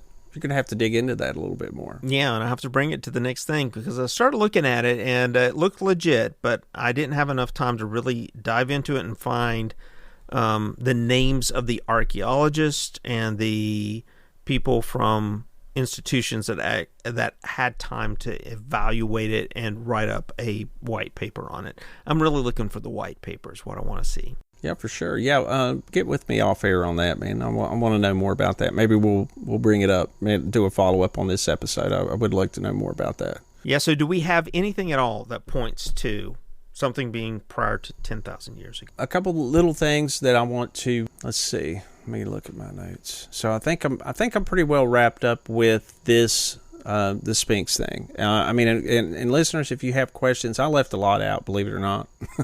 But the summary of the Sphinx is that all modern scientists have a way to say, okay, Robert Schoch brought up this issue, which was legitimate, that he saw some weathering on the Sphinx that indicated it was much older, beyond what was possible based on all the evidence that archaeologists up to that point had brought to bear. They looked at it and they said, well, given all the different methodologies that we employ to date things, there's no way it can be older. So why is he getting this different result on this one issue, this weathering issue?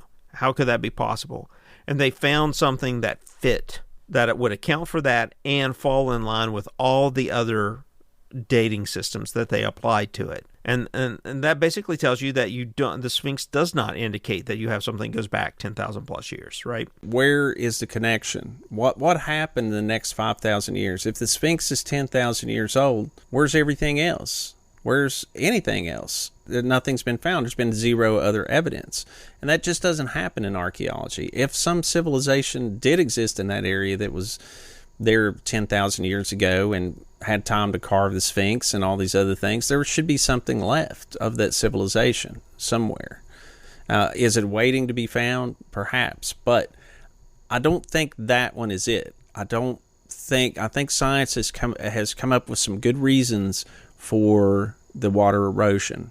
Geologists, again, the luminescence dating, which was pretty new whenever these ideas were come about, but it's proven to be pretty well reliable since then. These other models for climate change, we've learned a lot more since the 1990s. I mean, it's been nearly 30 years. He has stuck to that. I ran across an article while doing the research for this. Well, basically, there are many different ways that they date things when they're doing archaeological digs. Stratigraphy is one and topology is the other. So the types of items you're finding around a particular site and the strata that it is located in. So the problem I think most of traditional archaeological community is finding with the Sphinx is that you have this geological indication that it has to be older based on the weathering. But when you look at the strata that existed during that time, that correlates those 5,000 years. The strata does not support that the existence of people in that area at that time being active to the degree necessary to carve the Sphinx. So what do you do? How do you resolve that discrepancy between a geological record that indicates 10,000 years and then stratigraphy and topology saying that no, we don't see anything at that time period? And then science comes in, looks at it and says, here's the answer. This is something that fits, so all the pieces fit together.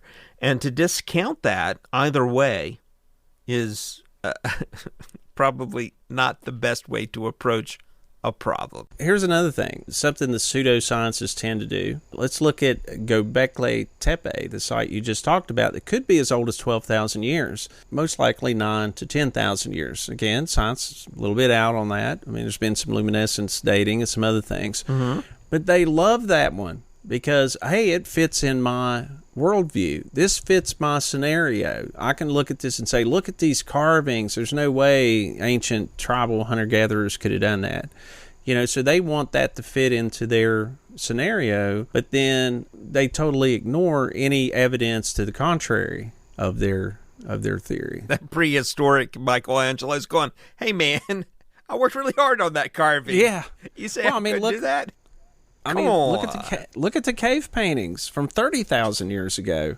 that exist in France. I mean, they are sophisticated artwork. I think that's something to consider. Just because it does look like carving or whatever, I mean, it could be the very earliest evidence of some type of advanced structure. But I don't think that says that it was a large prehistoric civilization that we know nothing about. And there's another individual that likes a lot of these type of stories or these type of ideas. Forgotten Wisdom of Earth's Lost Civilization. Magician of the Gods is a book that was published in 2015 by Graham Hancock. And you see him on these shows as well, on Ancient Aliens and I like everything Graham. else.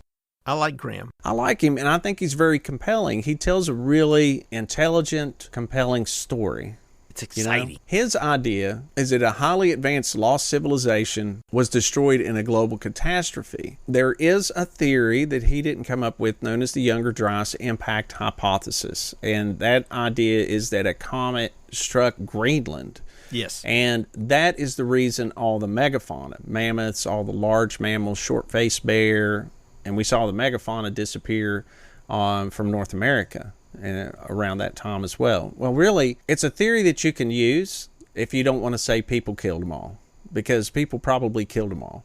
Every time we see megafauna in any of the continents, it happened in Australia. Human beings migrated there around 40,000 years ago. Guess what? Within 1,000 years, all the megafauna's gone. In North America, all the megafauna's gone. But it's also a time of climate change, so there could be other pressures on these populations of megafauna, of large animals. That's what's called megafauna. Yeah. So they did actually find a massive impact crater underneath the Greenland ice sheet. And also, one of the things they discovered is that if you have a comet impact, you're going to have a layer of microdiamonds that would basically span the globe. And they have found that in a layer of the strata, the same strata across the globe. So it's far more likely. I mean, that particular thing, I'm not saying there's an ancient civilization that existed prior to 10,000 BC, but a comet impact, I wouldn't rule that out. But not by a long shot. You mean that it had a drastic effect on the climate that could have led to the extinction of the megafauna? Well, I don't know that much about it, but that one occurred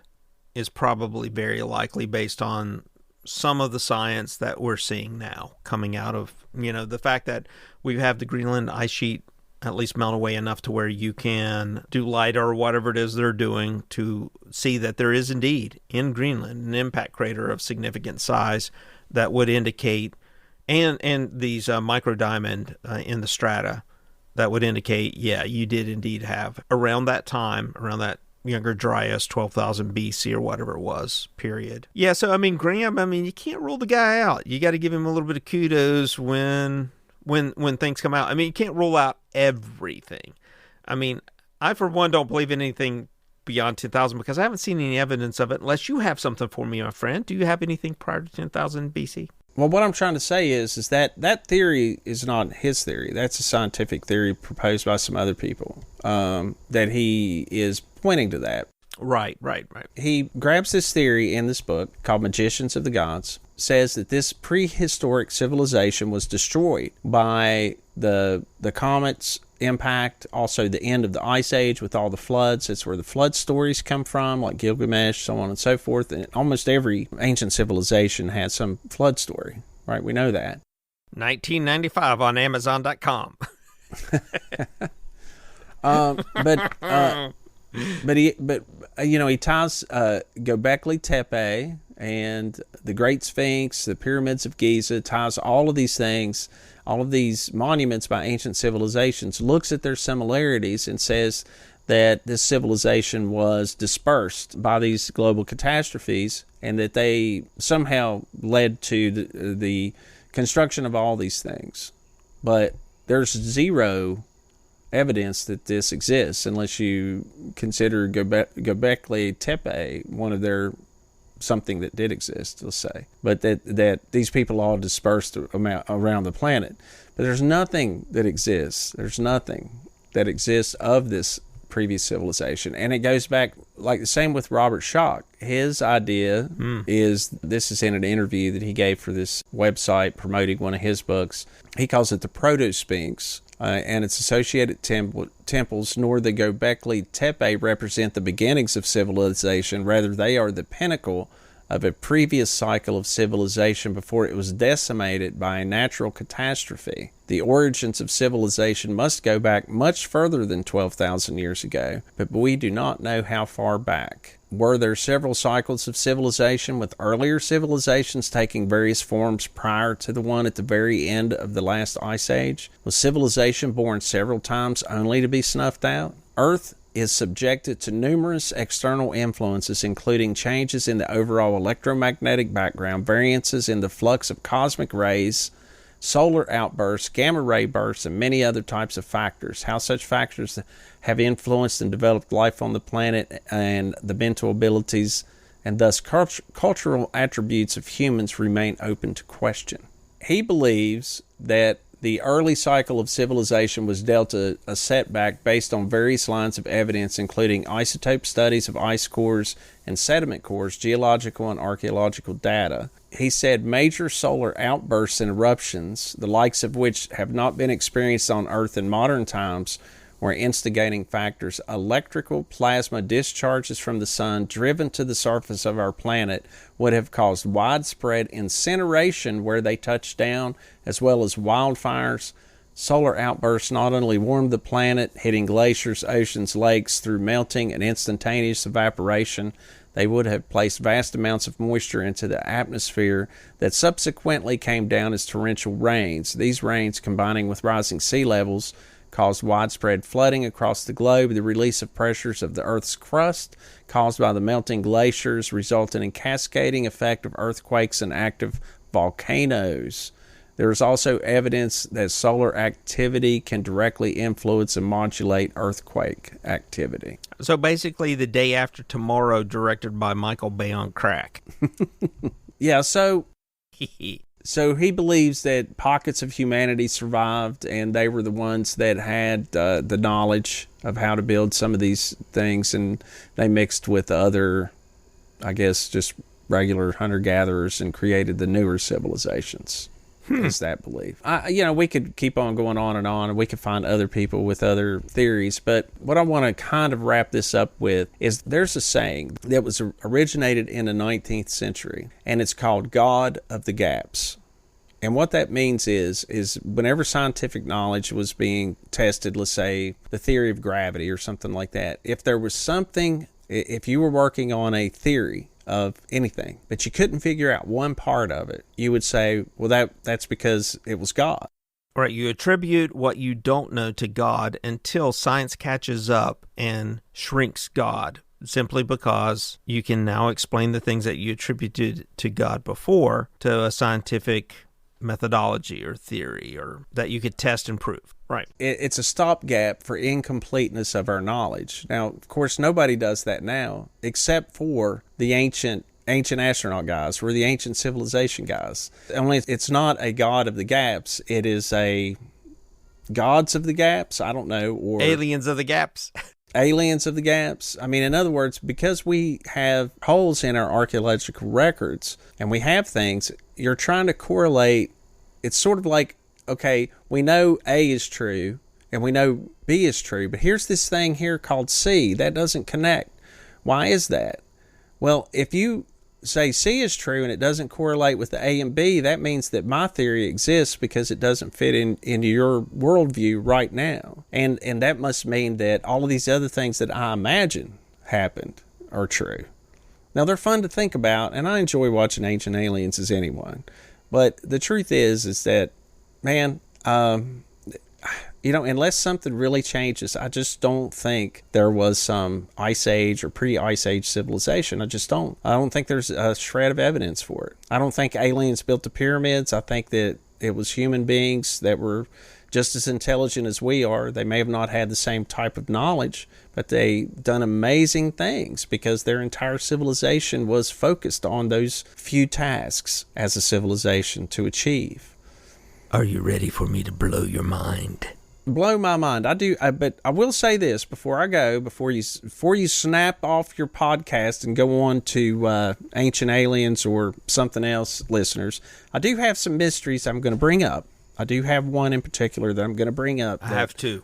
We don't know about, and we know nothing about. Oh. So go ahead, Jimmy. You go first. Oh no, I want to go last because these are pretty extreme and pretty amazing. I want to touch on one thing just very, very briefly because we've gone very long. It's known as the Yonaguni Monument off the coast of Japan. And these are some geological structures that a lot of people say look like a sunken city. They are off the coast of Japan. They're relatively close to Taiwan. Many people dive down there and look at it, and the structures do resemble monolithic constructions. Mainstream scientists, at least at this time, believes they are geological structures. And even Robert Schoch, the great Sphinx erosion theorist that believes Atlantis existed before Egypt, believes there are geological formations. So if you've even got him believing that, then yeah. Some people believe that it's the lost continent of Mu or some other things in that area, some mythological things. So there's that. What do you got? I've got one more thing, though. You want to do did you have the submerged city off the coast of Cuba? Yeah, you do it. I don't know much about it. I do know that Ernest Hemingway's brother viewed it from the sky and could see it under the water there and made note that it looked like there was a city under the water. And I do know a couple of times it has been explored, and that they, based on the bedrock on which it sets, they believe it's 50,000 years old. Aren't they basing that on where water levels are believed to have been at 50,000 years ago? See, I didn't look at it too much. I just saw a little article about Hemingway's brother. I was actually looking at some stuff on Hemingway because of his love of cats. Come on, man. Really? He loved cats, and he lived in Key West, and he has a house there where they have like a crap ton of cats down there. My son was just recently down there, and anyway, there's a cat thing involved here. I don't like cats. Okay, well, I'm not going to tell you what to do in your free time. So right, but did you find anything about this? No, not much other than. And listeners, I urge you to check this out because to me, this really looks like something. The alleged city or monuments off the coast of Japan really don't. I mean, they could be if you looked at them and you think, wow, yeah, it looks pretty neat. But when most of the geologists are looking at it, they say these are natural formations. And if I'm not mistaken, I saw a show some years ago that showed some similar formations, above the water so that you could look at them clear. But this really looks like a city. It looks like 3 pyramids. It looks like city blocks. I mean, they're very geometric. Yeah, the one off of Cuba. Yeah. Yeah, the one off of Cuba, the sunken city of Cuba. I don't know much about it at all. I could find very little information about it, and I don't know that it's been explored so much because it's in the in Cuban national waters. So I guess. And they restrict. Yeah, they allowed some archaeologists to investigate it for a short period of time, but then cut it off. And I don't know the reason for that. I'd have to do more research, but I have 2 things that might throw a little bit of a curveball and create some interest for our listeners out there, which I think is probably the most interesting part of this thing. And if you've stuck with us this long through the encyclopedia section, then you might be rewarded. First, I want to go to what is known as the Dashka stone. It's a 120 million year old map found in the Ural Mountains of eastern Russia. So the question is this a map or is it just a coincidence? What's it called? I want to look at it. It's called the Dashka stone. It's Dashka stone. It's a large stone. Got it. And it seems to identify from an aerial view a section of mountains in that area. This is the first thing I'd like to bring up. So we do have some materials that we can look at and test and identify. Now, when I look at it, it looks to me like stone that is cracked over time, naturally. But it's uncanny, apparently, to those people who have studied it. It's uncanny the degree of similarity between it and the actual topography of the area it is theoretically supposed to represent from an aerial view. That's one thing, but it's not the most exciting thing I have for you folks tonight. I want to give you something else that's a little bit more exciting because in the Ural Mountains, same area, they have discovered springs. And I don't mean like natural springs with water and stuff. I'm talking I know exactly what you're talking about. metal springs.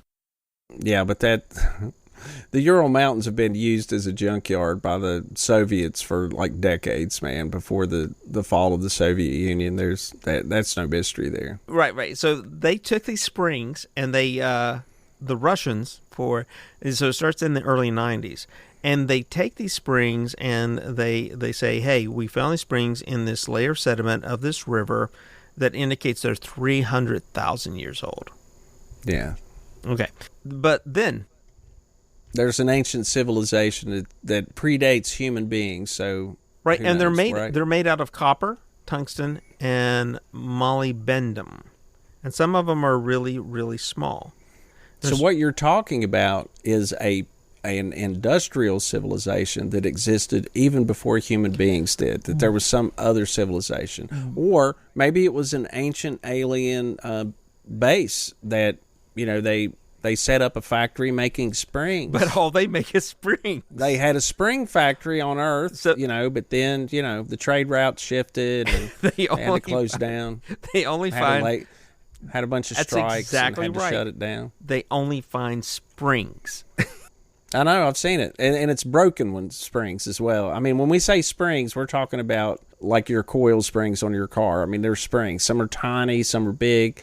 They're these like semicircular pieces of metal. I mean, they definitely are machined and engineered, and they exist. They're real. And only Russian laboratories, to the best of what I could find, maybe Helsinki got some, but Russian laboratories were the only ones that touched these things. So we're pretty sure that it is accurate.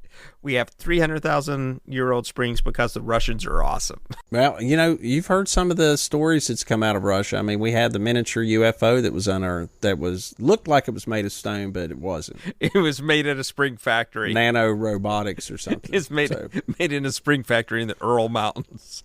Yeah. So, but you know what? That is a little bit of a mystery. I mean, more than likely, it's just junk that the Russians have dumped there at some point, and that water washed it down into that. I did read something that there was or something, but yeah, I did read something that it was in the area where they dumped or dropped off a bunch of stuff from a space launching pad for rockets and that kind of stuff. And must have used a lot of springs. They must have used a lot of springs. But those are the two things I have. So nothing serious. I personally, I'm a skeptic, so I'm not buying that there's a civilization prior to 10,000. Now, I'm not ruling it out, but you show me some evidence. I'm on board, Graham. Show me some good evidence, buddy. Yeah, I think they're fun stories to think about, but I don't think there's any real solid evidence. Nothing that I've seen.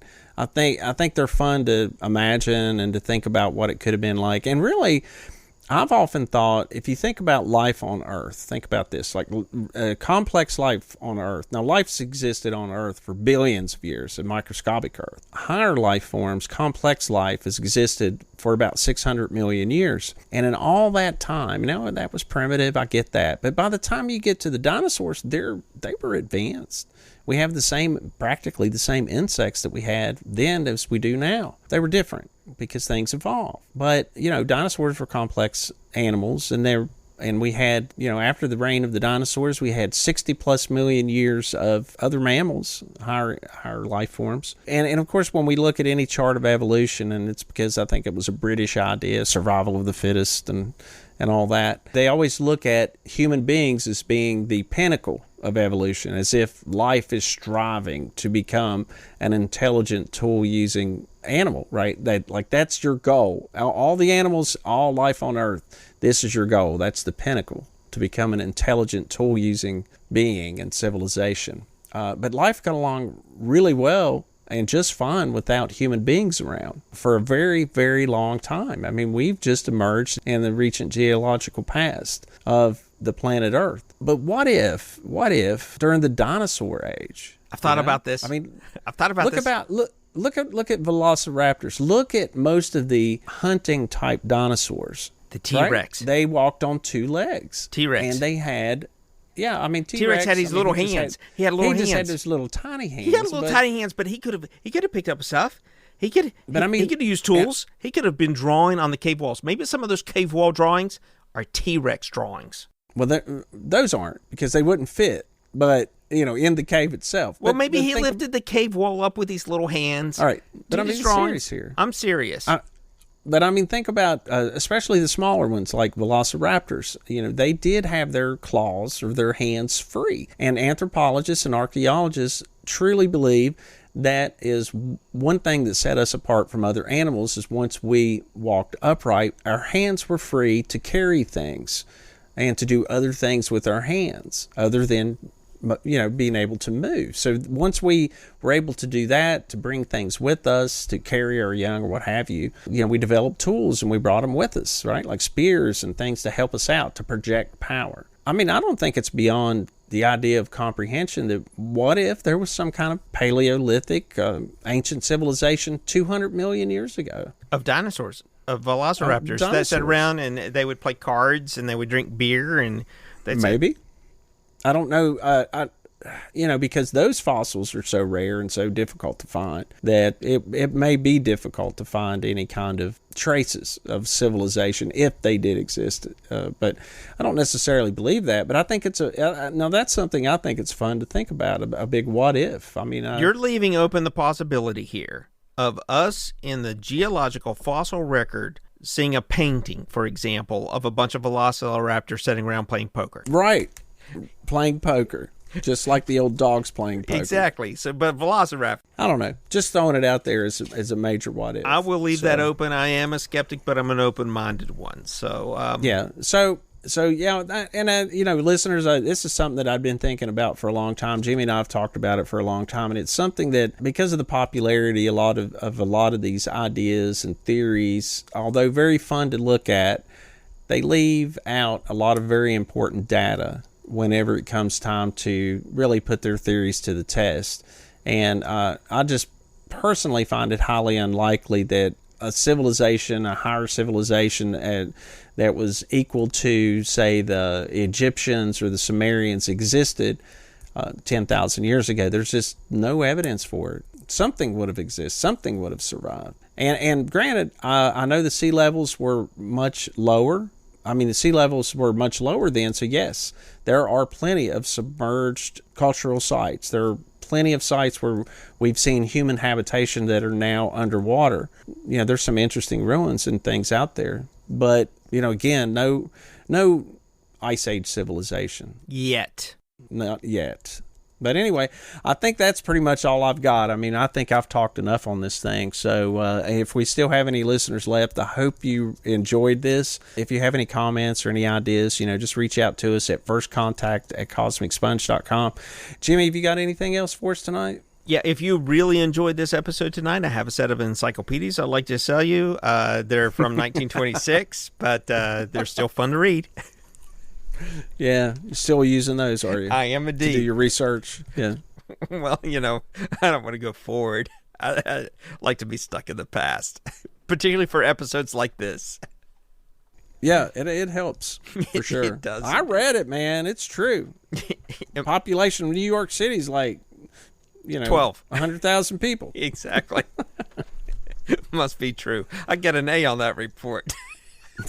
out of pity.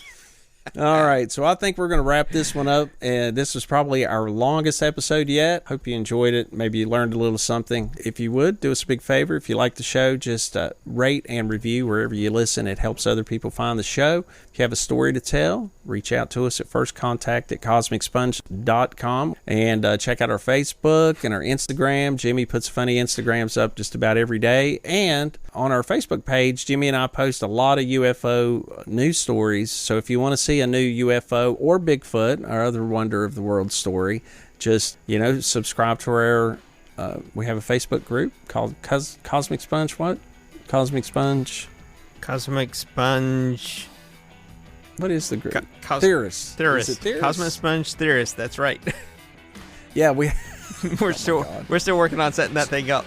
Yeah, so we are starting a new Facebook group called Cosmic Sponge Theorist, and we post all the same news stories on there that we have on our Facebook page. So if you'd like to see a news story on UFOs, the paranormal, or other weird wonders of the world every day, check it out. And with all that being said and out of the way, I'm Stephen Hawk signing out, and I'll see you next week. Jimmy Co. Ditto. That's all for this week's episode of Cosmic Sponge. Please don't forget to rate and review us wherever you listen. It helps others find the show. If you have any questions or have a story you'd like to share, you can contact us using our email account, firstcontact@cosmicsponge.com. Thanks again for listening, and we'll see you next week.